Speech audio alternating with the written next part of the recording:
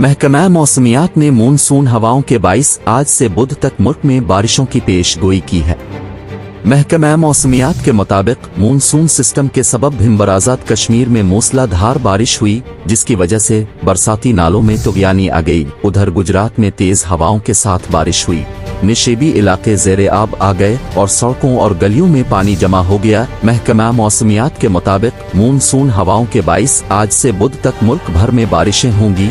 आज कश्मीर, इस्लामाबाद, पंजाब और बालाई खैबर पख्तूनख्वा में बारिश मुतवक्के है। महकमा मौसमियात ने बताया कि सांगढ़, मीरपुर खास, उमरकोट, बदीन और दीगर साहिली इलाकों में मतला जज़वी और आलूद रहने के अलावा चंद मकामात पर गरज चमक के साथ बारिश का इम्कान है, जबकि कराची में कल से बारिश का इम्कान जाहिर किया गया है।